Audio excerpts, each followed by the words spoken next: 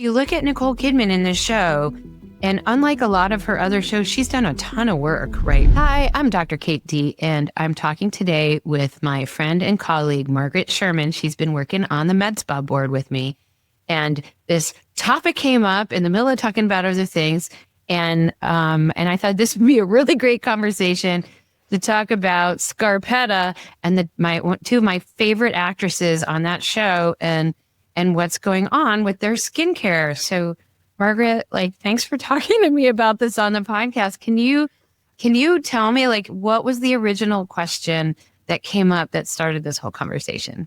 Yeah, so I was watching the show and I love Jamie Lee Curtis and I love Nicole Kidman. They're both amazing actresses and leaders in all things female empowerment. But what I found really interesting about the show is they're supposed to be sisters.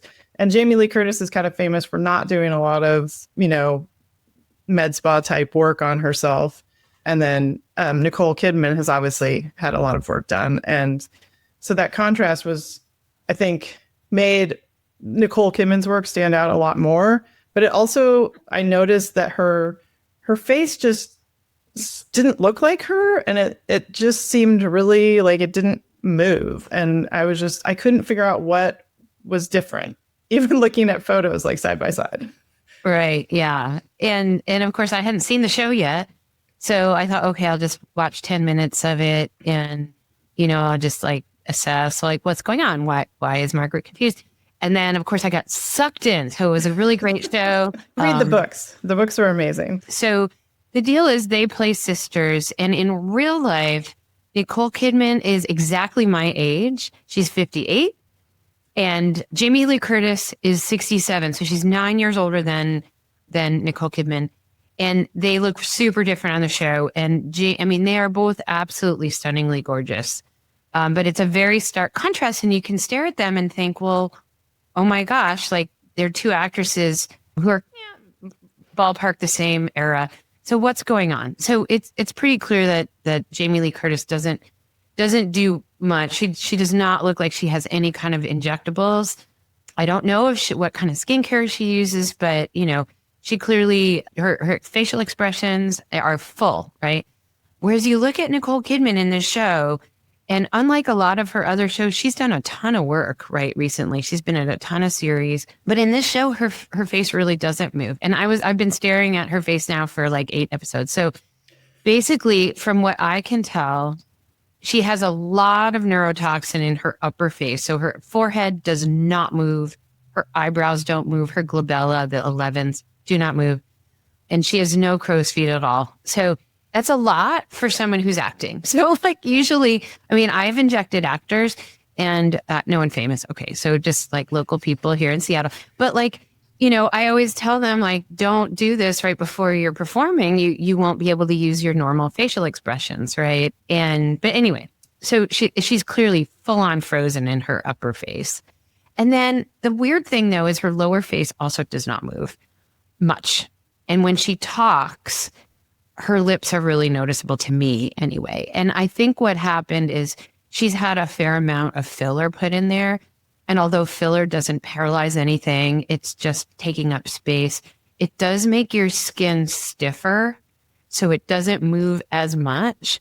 And then it can also change the way the skin does move if it is moving, when you're talking. I think with Nicole Kidman, if you just were looking at a still image of her face, she would look phenomenally beautiful. But the fact that dynamically it doesn't look quite right, I kept staring at her lips.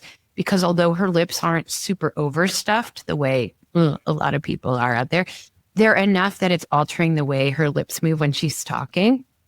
And so I kept staring at that oh yeah, because it's just a little, when she's talking, it just juts out a little bit in the way that it doesn't normally when you talk. And so it's very distracting, I think, in the show. By the way, do not let this make you not watch the show. It's totally a fantastic show. And I just love these actresses. And I think that, I don't know what kind of pressures they have, but I think that interestingly, in this particular show, Nicole Kidman's playing a character who's a mature adult. I don't know, they don't really say what age they're supposed to be, right? But she could clearly look older in this role, and that would be consistent with, like with her character. But anyway, so I think that's what's happened. To me, she doesn't stand out like she's had surgery and stuff. She doesn't look like she has anything outrageous, but it's very noticeable that her skin is just not moving right, I mean, I was wondering if she had a facelift or something, because her skin is just like so completely smooth, like no lines, no wrinkles, and as somebody who has done nothing to my face, and that's very I've had wrinkles since I was in the 20s. Well, I mean, I don't know what the screen does for that, and makeup and stuff. I mean, you and I are not makeup wearers, right? And although I'm like maybe 9 or 10 years older than you, right? And so for people, like, obviously my bent in the industry is very much to help people look natural and just like their normal selves, just as best presentation they can given their skin. So like I have no filler in my face. I do Dysport for here in my crow's feet, although I can't remember exactly when I did that. That might be half or not. What is that? Is that like Botox? That's like Botox, yeah. Okay. And so, but like I can move it, I can move my eyebrows. Nicole Kidman does not move her eyebrows in the show. And it is really in stark contrast with Jamie Lee, because Jamie Lee Curtis is so expressive. And if anyone has seen her in any of her recent work, whether it was Everything Everywhere, the movie, or in The Bear, or in Scarpetta, like, she is incredibly expression. She's very expressive. Sorry. She's very expressive in these shows. And it's just, I think she's a great actress, and clearly her face is fully moving, and so it is a little distracting, right? And their contrast is really, I think that it's rough for women in general as we get older, trying to continue to work to get jobs. I mean, even like we actually see a lot of women in their 40s and 50s who are re-entering the workplace, or, with all the tech layoffs here in Seattle where everybody's tech, they're trying to get another job at this age, and it's really difficult. And there's so much pressure to just look a little younger, And in my opinion, you can actually do that without doing anything drastic. I mean, I don't know how I look anymore, but in general, you can put your, best skin forward, right? Like it's possible without doing too much and without looking weird.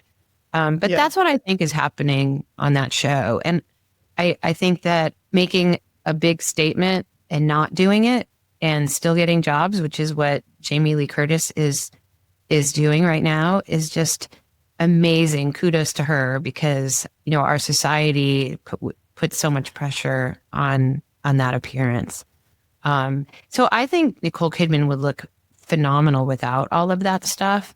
I think 100%. Yeah, but she's a beautiful human. I'm sure she gets a ton of pressure. I can't imagine that anybody in Hollywood isn't, because just the regular folks, as we age, we're under, women especially, we're under pressure. It was particularly interesting to me because I'd read the books, and so for the characters, like I felt like the sister character would have been the one, because she was so vain and all about her appearance and money, but she would have been the one to have a lot of work done.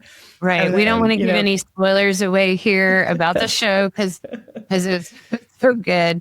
But I mean, when they were younger, and she has a consistent character. At least Jamie Lee's character does have a really great arc, and things are happening. We don't want to give anything away, but I think it was definitely really good study and contrasts between even though Jamie Lee is got 9 years, so and that's a lot at that age, honestly. Like. I think your face ages a lot. I mean, talk to me in 9 years and I'll be able, let's take a picture today. And it's 9 years from now, picture. And then that'll be the difference between, 58 and 67. Yeah, I think that it's rough. I don't know whether she's had any surgery, and I wouldn't put it past anyone to have eye surgery. I think that that's like the easiest thing to do. Was that that I like to find. lift your lid off of because your lid Well, yeah. starts to So droop? I'm getting older. I'm getting it when my eyes are all the way open. I get quite the hood. And so the upper lids are kind of an easy surgery to do. The lower lid's actually a way bigger deal. So that, in my opinion, upper lids is kind of like, a very, very low risk. So very little can go wrong. It's a pretty easy surgery and people recover very quickly.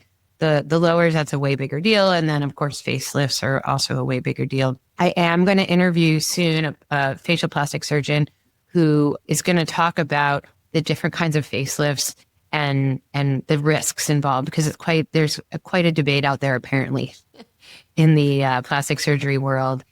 So, and I am not an expert in that, and I think that it can be quite difficult to pinpoint exactly what somebody's had done, or I do think, though, that if you want to have full facial expression, then injectables are not the way to go, right? You should really be focusing on RF microneedling and laser and skincare, which is, mostly what I do. But, I'm also not famous and not an actress. But anyway, so for everyone who's watching this or listening, highly recommend Scarpetta. Really fun show, and I'm really hoping to be able to watch the second. I think they're going to make a second season. I feel like they have to too. I mean, and Patricia Cornwell wrote, I think, over 20 books in this series or something like that. So they've got a lot of material. There's a lot of material. Right? Yeah. Yeah. Right. Well, Margaret, thanks for talking to me about this. It's been really fun. If you found this helpful, do me a favor and share it with a friend who's considering any aesthetic treatments. Subscribe so you don't miss the next one, and drop a comment telling me your biggest takeaway. I actually read them all. Let's keep each other safe and elevate the standards in the Medspa industry.